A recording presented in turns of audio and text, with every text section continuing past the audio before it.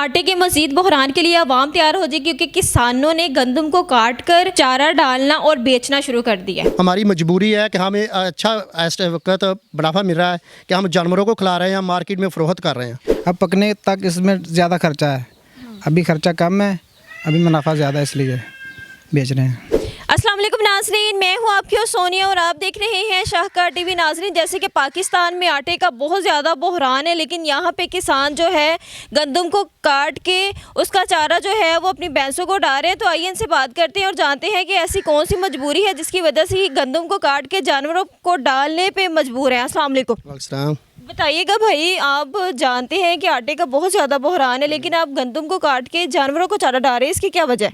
Madam, ये हमारी मजबूरी है। पहले तो जो फसल इब्तदा हुई थी हमें खाद नहीं मिल रही थी। खाद मिल रही थी ब्लैक में, जो मार्केट से हमें तकरीबन 4000 में मिलती थी। सारा दिन लाइन में लगे रहते थे तो 2 बोरी शाम तक मिलती थी। हम अपने बच्चों को मजदूरी करके खिलाएं कि खाद लें। उसके बाद आ गई स्प्रे का, वो भी पिछले साल से तकरीबन डबल हो गया है। उसके बाद फिर स्प्रे 3 होती हैं। अब इस वक्त स्प्रे की बहुत ज़्यादा अशद ज़रूरत है। अल्लाह ना करे अगर बारिश नहीं हो रही तो हमारे लिए बहुत ज़्यादा मसला बनेगा। हम क्या करें? हमारी मजबूरी है कि हमें अच्छा इस वक्त मुनाफा मिल रहा है कि हम जानवरों को खिला रहे हैं, मार्केट में फ़रोख्त कर रहे हैं। हमारी ये मजबूरी है। तो हम हुकूमत वक्त से मुतालबा करते हैं कि ये जो हमारे स्प्रे पे सब्सिडी दें। अगर नहीं देते तो हम एहतजाज करेंगे, इसका दायरा वसी करेंगे। बताइए भाई, ऐसी कौन सी वजह है कि आप गंदम को काट के जानवरों को डाल रहे हैं?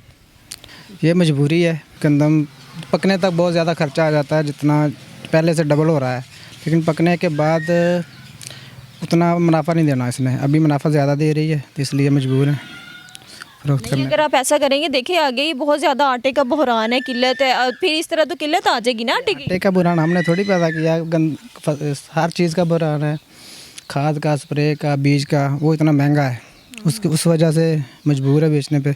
अब पकने तक इसमें ज़्यादा खर्चा है, अभी खर्चा कम है, अभी मुनाफा ज़्यादा है इसलिए बेच रहे हैं। इसकी कीमत क्या लगती है जब आप इसको सेल करने के लिए जाते हैं मंडी में, तो आपको कम मुनाफा मिलता है? कम मुनाफा मिलता है, अभी उससे बेहतर है। अच्छा, आपकी डिमांड को पूरा नहीं किया जाता? बिल्कुल भी नहीं पूरा किया जाता।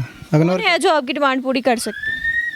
हुकूमत पंजाब कर सकती है, सब कुछ कर सकती है। जब फसल पक जाती है ये डीसी वीसी सब आ जाते हैं फसल उठाने के लिए कि इतनी एकड़ इसके पास है, इतना फसल दोगे तो जान छूटेगी। अभी डीसी वीसी कोई भी नहीं आता कि फसल गंदम में सब कुछ महंगा है, खाद महंगी है, स्प्रे में कोई चेकिंग नहीं है, कोई लाइन ऑर्डर नहीं है। अभी सब आ जाते हैं जब फसल पक जाती है।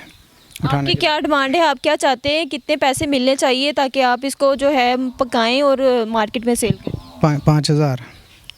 तो इस तरह तो बहुत महंगी हो जाएगी ना, गरीब आदमी के पहुँच से तो बहुत दूर है। तो इस तरह खाद का रेट जितना है ना, खाद का रेट अभी ब्लैक में डबल से ज़्यादा मिल रहा है।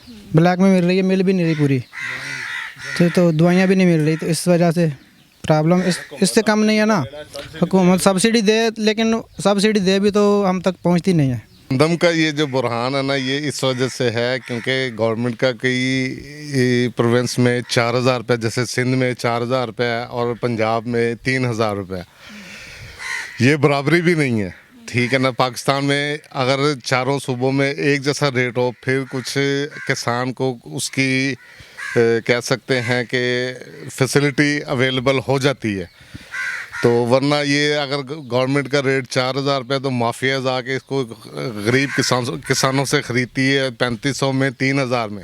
उसके बाद वही माफिया इसको 2 महीने 3 महीने स्टॉक करके तकरीबन ये 5000, 5500 या 6000 में बेचता है। उस वजह से फिर आटे का जो रेट है वो डबल हो जाता है, उससे फिर गरीबों को नुकसान होता है। उस वजह से गरीबों को वो माफियास तो अपना वो प्रॉफिट वगैरह खा लेते हैं, लेकिन जो ना गरीब किसान और गरीब पाकिस्तान की आवाम ये मर जाते हैं। लिहाजा हम किसान भाइयों को मुत्तहद होकर इसकी जो आवाज़ है ये अवान बाला तक पहुँचानी चाहिए ताकि गरीब आवाम को और गरीब किसान को इसका फ़ायदा हो। इन्हें चाहिए कि जो ये गंदम पे ख़र्चा आता है इसको कम से कम करें और गंदम का रेट एक जगह पे रोकें।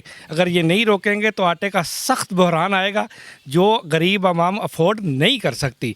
आप किसानों की तरफ ना देखें, दूसरे लोगों की तरफ ना देखें, उन लोगों की तरफ देखें जिनके पास कुछ भी नहीं है। इन लोगों को कुछ ना कुछ हुकूमत वक्त को कुछ ना करे, अगर कुछ नहीं कर सकते तो कुछ शर्म ही कर ले। इसलिए कि इनके ख्वाजा आसिफ साहब भी यही बात कहते हैं, कोई शर्म होती है, कोई हया होती है, पर इन्हें क्या बताइए क्या होती है। आप कभी ग्राउंड पे आके देखें लोग कितने परेशान हैं। ये जो गांव बने हुए हैं इनको कोई रोड नहीं जाता, कोई यहाँ पे फैसिलिटी नहीं है, लोग रो रो के मर रहे हैं यहाँ पे। वो बिलावल साहब कहते हैं ये अंडे किलो में होते हैं या दर्जन में होते हैं, इन लोगों को ये भी नहीं पता। इन लोगों का वाहनों में बिठाया किन लोगों ने है।